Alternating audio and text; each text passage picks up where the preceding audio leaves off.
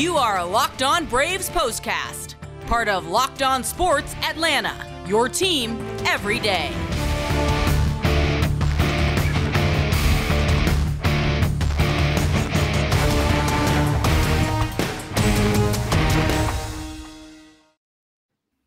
And hello and welcome into the Braves POSTCAST. I'm Grant McAuley. He's Jake Mastroianni, and we come to you after what turned into a marathon game and a night in which there was so much to like about how the Braves were playing and specifically what they were getting on the mound from Spencer Strider, but they came up short of their pursuit of a 4-game sweep of the St. Louis Cardinals, falling by a 3-2 score in 11 innings. Make sure you subscribe to the all-new Locked On Sports Atlanta right here on YouTube. You get all of the Braves POSTCASTs and all of our other great shows, and make sure you subscribe to Locked On Braves wherever you get your podcast. Jake, the story of the night is not extra innings disappointment, though that is one that the Braves are familiar with. The story of the night, the star of the night, was Spencer Strider, because nobody was shining brighter at Truist Park on this Thursday.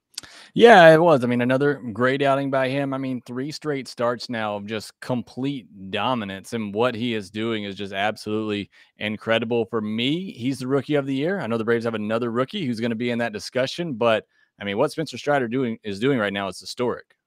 Yeah, it really is. I mean, it's the kind of things that the Braves have not seen much in their franchise's history, and it's also been vaulting him in. His recent performance, that is, has vaulted him into one of the best strikeout pitchers in all of baseball, and he is starting to rub shoulders with some names that, if you're a young kid in your first full year in the big leagues, you might be pretty excited to know that your stuff is matching up with some of the best in all of baseball. We'll get into all of that, talk about some of the records and the pace that Spencer Strider is on, of course, but let's take a look inside the unfortunate line score for this one. Game number 84 for the Braves, finale of a 4-game set against St. Louis, a loss in 11 innings. Cardinals improved to 45-40, 3 runs, 8 hits, no errors, 11 men left aboard. The Braves 49-35 now, 2 runs, 8 hits, no errors, 12 men left on base.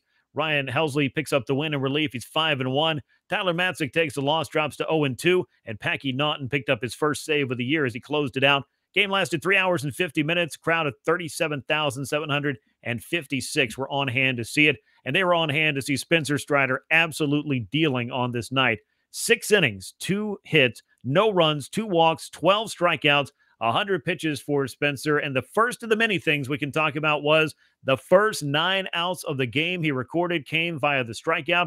No Braves pitcher in franchise history had ever done that, Jake.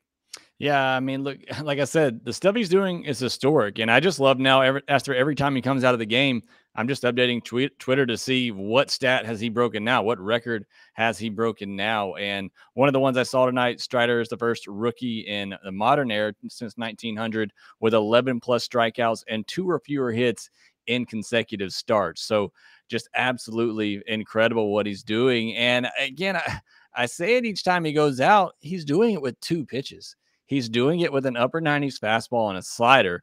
And it's just amazing to think of how much better he could get developing in third pitch. I mean, he doesn't need it right now. I'm not saying he needs to make any changes. What he's doing is working. But, I mean, that's why in the offseason I did my updated prospect rankings. I had Michael Harris 1, as obvious. You know, he's the clear number 1. But I had Spencer Strider 2 for this very reason, because the upside potential with a guy like this, and he just seems to know how to pitch. You listen to him talk, you read some interviews that he's done. He just kind of has that mindset that he knows what he needs to do to succeed, and he wants really badly to get there. And I just feel like you have that confidence in him and know that this guy wants to succeed. He wants to be the best. He has this desire, but he's also just so smart with how he uses it and how he uses his talent to get these batters out. And it's just absolutely amazing. 23 swings and misses on the night. I mean, you could go on and on with just the great stuff that he's doing.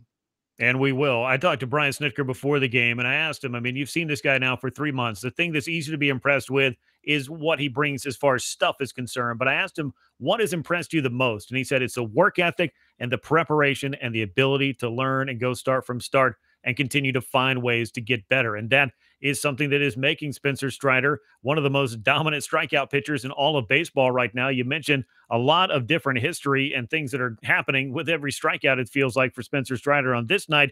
It was a constant refresh of Twitter. I know I put out probably a dozen tweets with just every little thing that was accomplished. Seemingly every inning Spencer was out there. He now leads the Braves staff with 102 strikeouts in 2022. And that's despite just 65 and 2/3 innings. He's basically 22 innings fewer than Charlie Morton, who has 101 strikeouts. And we know Charlie likes his strikeouts as well. Spencer, though, is on another level. He's 10th now in Major League Baseball. The next guy is up. I mean, Shohei Ohtani and Sandy Alcantara is at 107. Shohei Ohtani is at 111. Strider's now at 102. He is 5th in the National League in strikeouts. Just an extremely, extremely impressive young right-hander. Let's talk about this real quick, and then we'll hit an ad, and then we'll get into some of the other things that have happened on this night. But you mentioned Rookie of the Year. I would also say for Spencer Strider at this point, he's got to be getting some pretty serious all-star consideration, I would imagine, with his manager being the guy who is going to be pulling the strings and calling the shots for the National League. Yeah, and the All-Star game is a showcase game, right? You're trying to show off the league's best talent, and what's more exciting than seeing a guy go up there and throw 99-mile-per-hour fastballs and a devastating slider? I mean, he is, to me, I talked about it last night, he's must-see TV, and so I think you want that in front of your fans, showing that off to a national audience. So I think you're right with what he's doing. You know, he may get another start or two before the All-Star game. I think he's definitely got to be in consideration and worthy of a nod.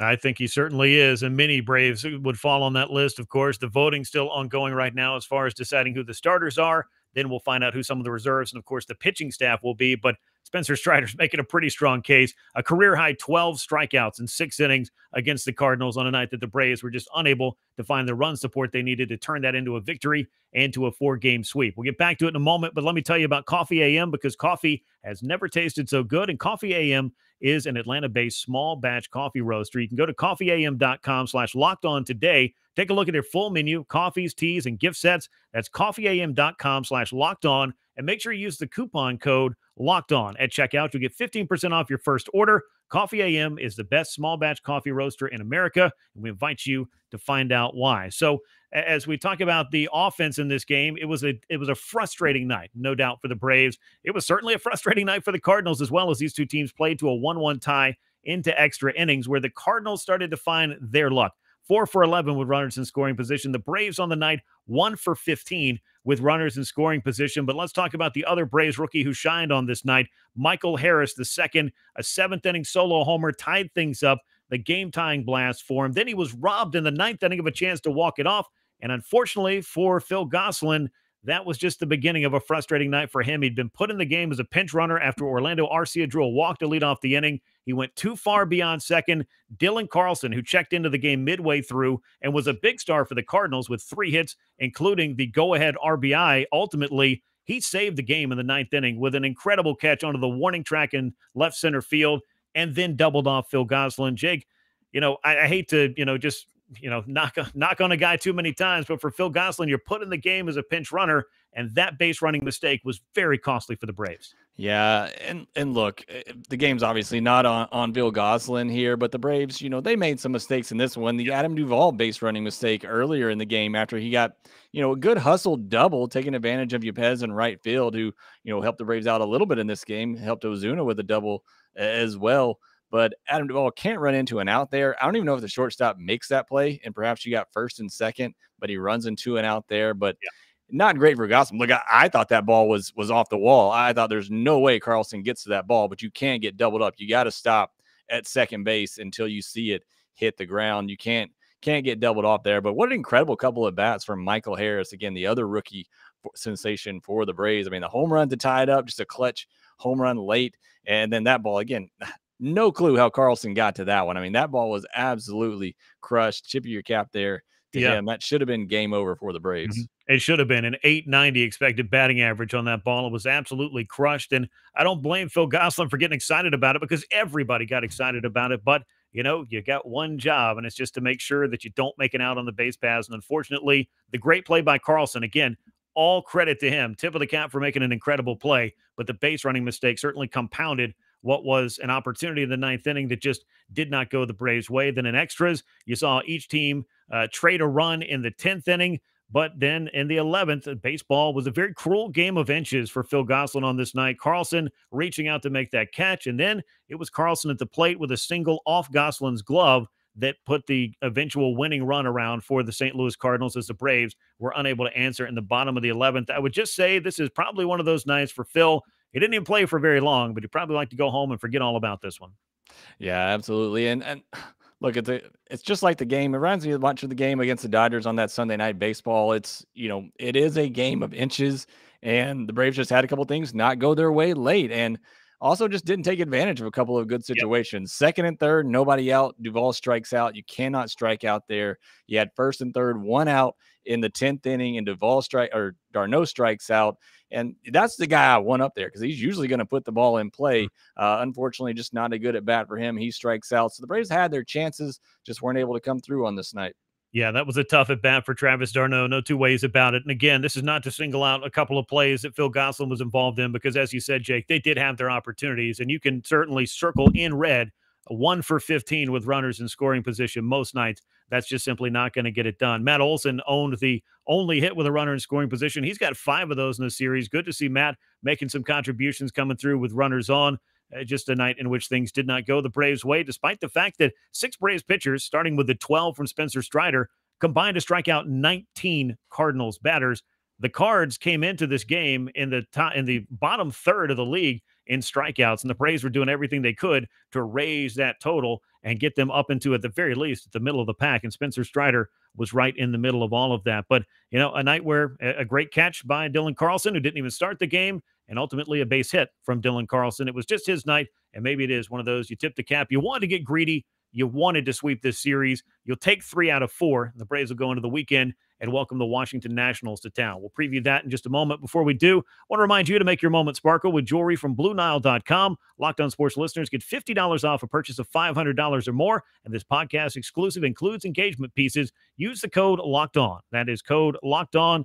Every order is insured, ships free, arrives in discreet packaging, and won't give away what's inside, so you can shop stress-free and find your forever piece at BlueNile.com today. Jake, let's wrap this thing up as the Washington Nationals roll into town. Game 1 of a 3-game series. Charlie Morton on the mound, 4-3, a 4.34 ERA. He'll face Eric Fetty, 5-5, a 4.29. So it should be, for Charlie Morton, the opportunity to maybe try to one-up Spencer Strider. Yeah, I mean, that's what those guys have been doing, and Fried, those 3 in the rotation, just going one after the other. And look, the Braves, they've had a couple of opportunities to sweep these last 2 series, weren't able to get it done. There's another opportunity here against a team in the Nats who are struggling, lost 7 of their last 8 games. They've scored 3 earned or less in 6 of their last 7 games. So an offense that's struggling against a starting pitching staff that is absolutely dominating right now. So like the Braves' chances in this series, like their chances on Friday night with Charlie Morton, who has been really good over his last 4 starts. So hopefully that will continue.